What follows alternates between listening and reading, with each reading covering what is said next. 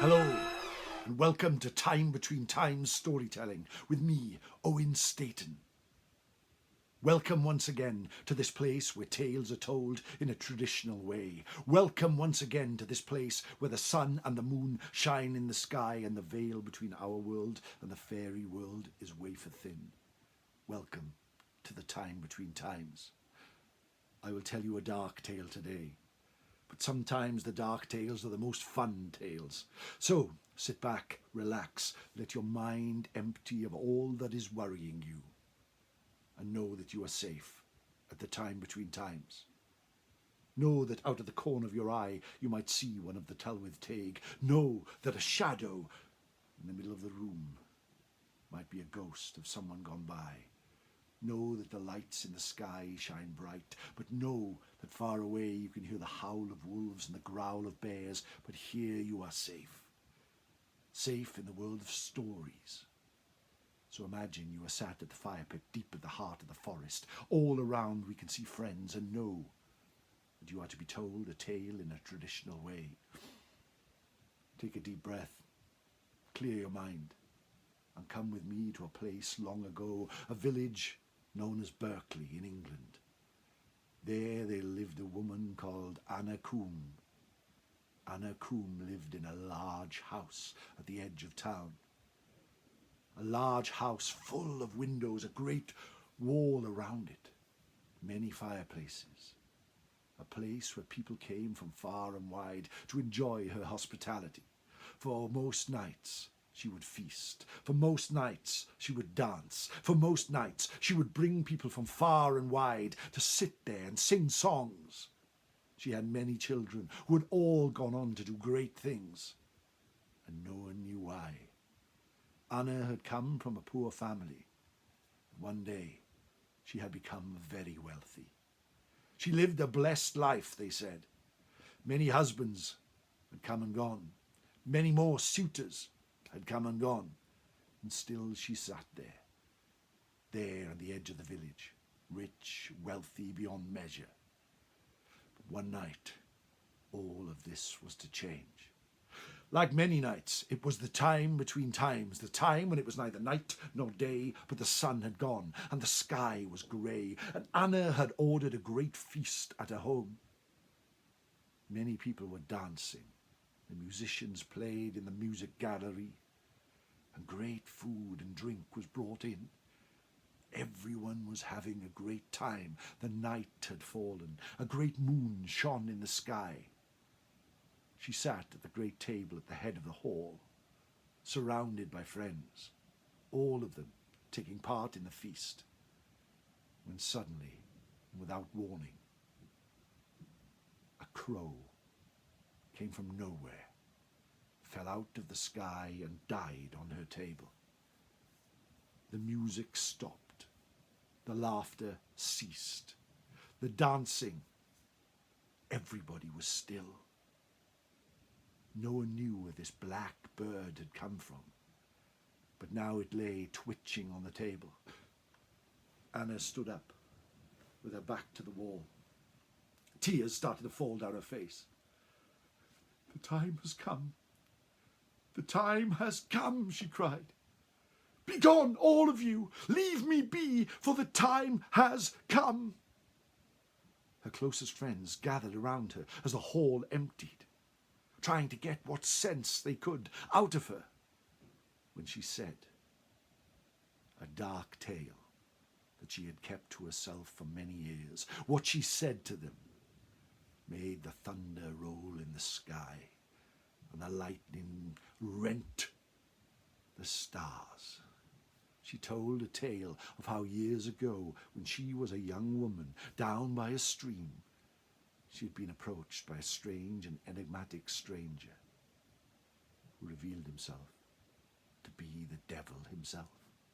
He had made a bargain with her that she would have whatever she wanted all her life in exchange for her soul at the moment of her death.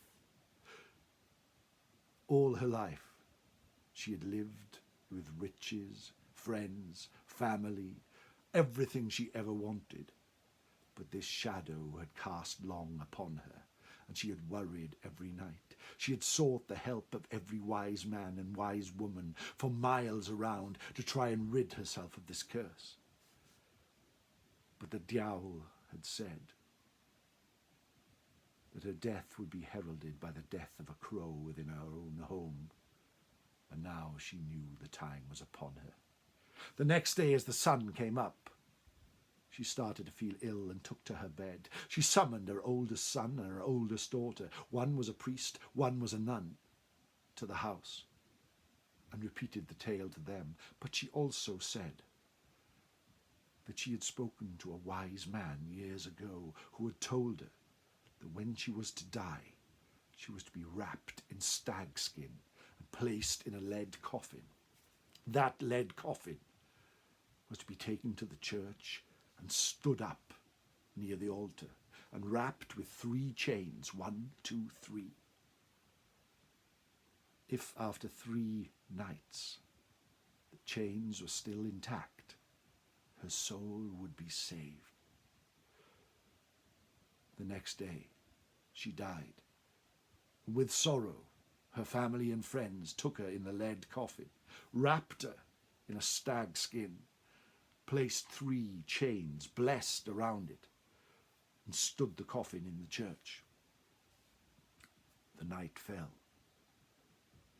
Friends who Anna had known for years had gathered around with torches, keeping watch on the church.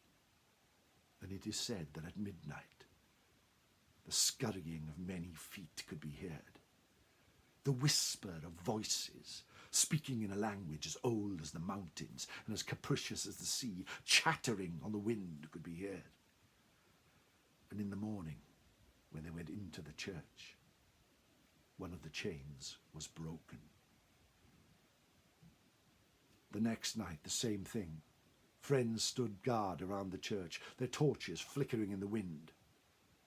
But there at midnight, the churchyard was filled with shadows, wafting on the breeze, back and forth, quickly scurrying around. Again, unearthly mumblings could be heard. And then, at the dawn, the second chain was broken. On the 3rd night, the friends gathered near the coffin, determined to protect it. But then at midnight, a thunder roared in the sky. The lightning lit it up like it was day, and the great wooden door to the church was kicked open.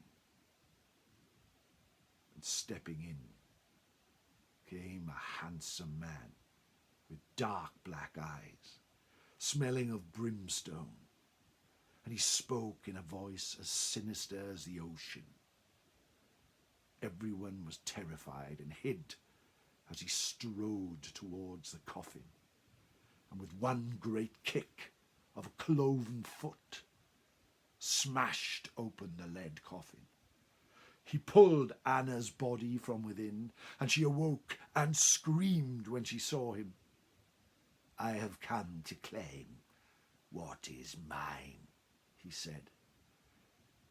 The friends followed as he walked outside, and there, just beyond the realms of the churchyard, was an old black stallion. Its saddle filled with spikes. He placed Anna's broken body on the spikes, looked at everyone, laughed, and flew away on the night, never to be seen again. A dark tale, and one that would have ended there. But many people from the village of Berkeley in England have said that on the darkest nights, where the stars do shine, the evil laughter of the devil can be heard flying over the village on his black steed, with Anna sat behind him, a look of terror on her face.